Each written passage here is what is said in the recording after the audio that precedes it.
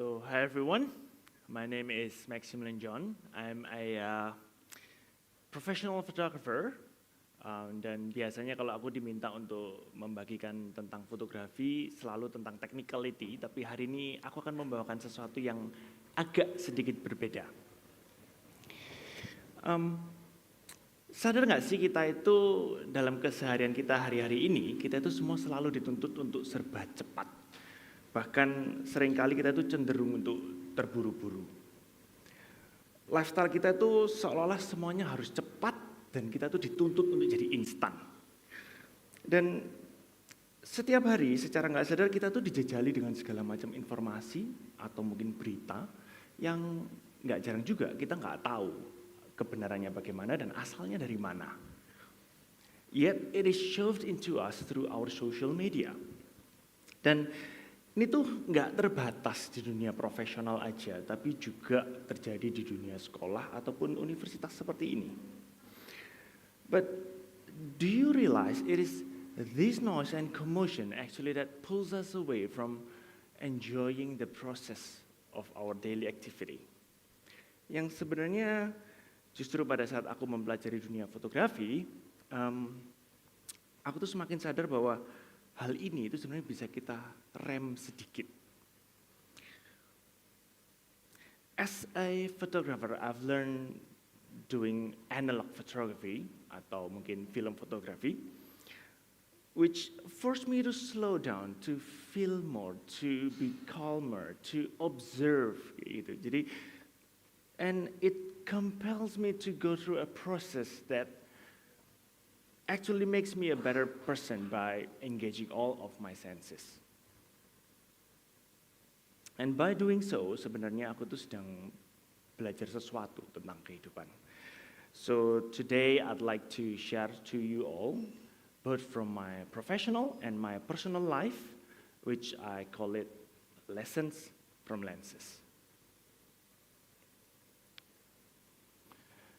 Point number 1 is planning. There are days in my photography journeys that I feel so well planned. Aku tahu hari ini tuh aku harus motret apa, konsepnya seperti apa, settingnya bagaimana, lighting, semuanya.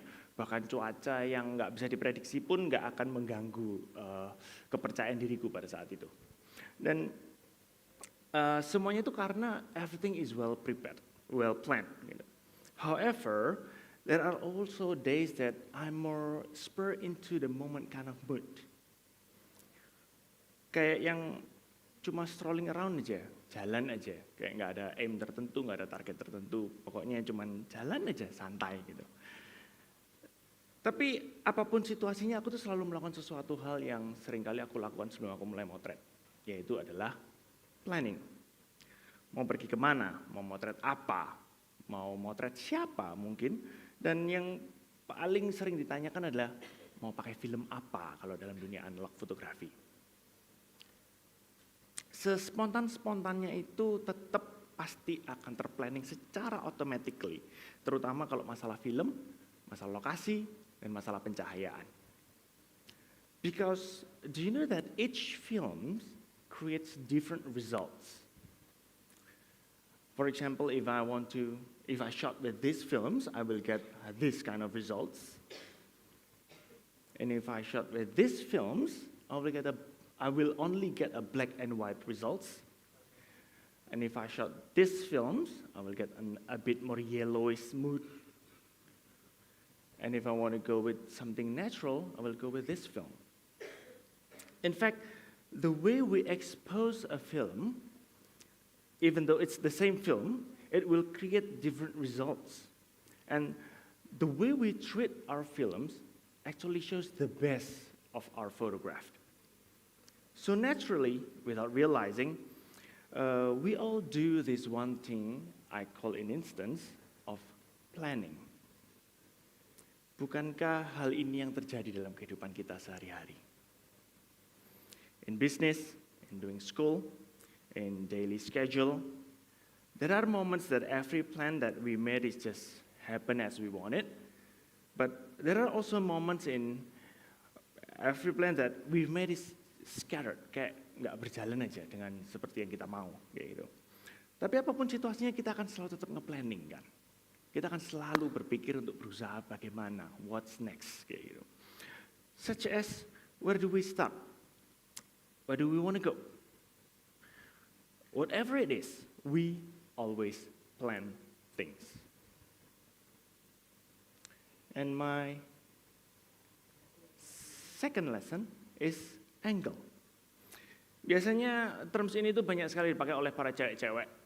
Yes, they are concerned about their angles. Dan memang betul, angle is everything in photography.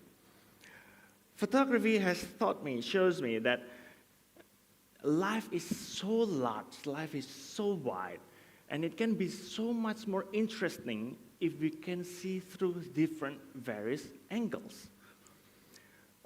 From this degree of measurement, we see one side, and from another degree of measurement, we can see another side.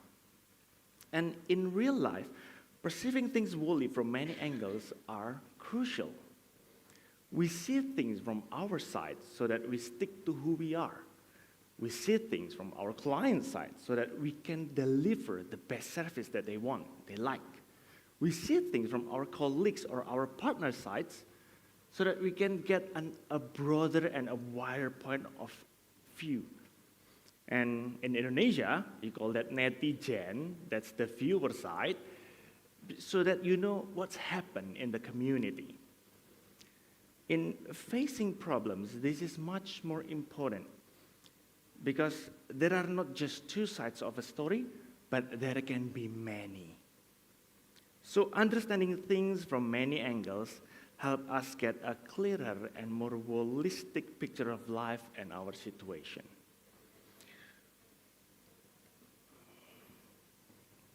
So my lesson number 3 is preparation. Kalau poin pertama tadi adalah planning atau perencanaan, dan poin kedua adalah angle, supaya kita lebih kreatif dan kita lebih bijaksana dalam menentukan sudut pandang kita. Poin ketiga ini adalah persiapan, atau lebih gampangnya persiapannya adalah perwujudan nyata dari sebuah perencanaan. Kenapa sih kok persiapan ini jadi penting? When I'm in a project knowing that I've done my best for preparation, it gives me an extra boost of confidence.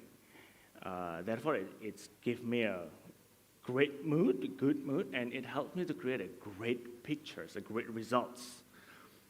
But as we all know, life is not always sunshines and rainbows. Bad weather happens, right? Bad things in life happens too. There are times we have done our best preparing, but again, bad weather happens and we are presented with things that are out of our control. So, does our preparation useless then? Well, some would probably say, see, it's all the same. Then I might as well not prepare anything. Well, that's not true. Because by doing our best to prepare, when things go out of hand or beyond our control, by being prepared, we can maneuver easier if life calls us to take a totally different turn. And as the saying goes, failing to prepare is preparing to fail. In photography world, we, as photographers, we usually show ourselves through our artworks. We want people to feel the emotion that we capture. We want people to understand the message that we put in our works. And by doing that, we actually reveal parts of ourselves. And that is how we, in real life, reveal ourselves or seen or perceived by others. We reveal parts of ourselves when we make decisions, when we do businesses, and mostly when we treat others, right? And honestly, some of us are afraid to show themselves. Kita itu takut kalau kita itu dijudge.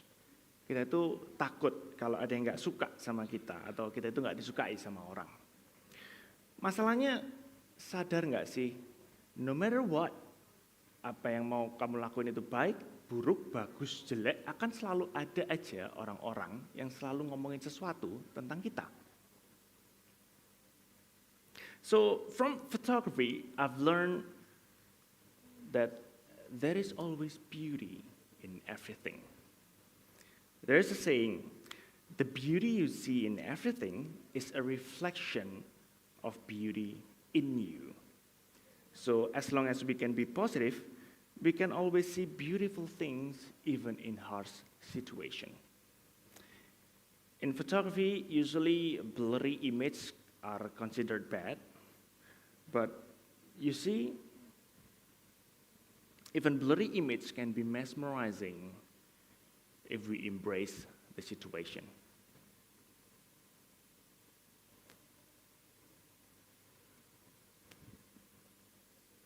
So be bold, be brave, and be positive.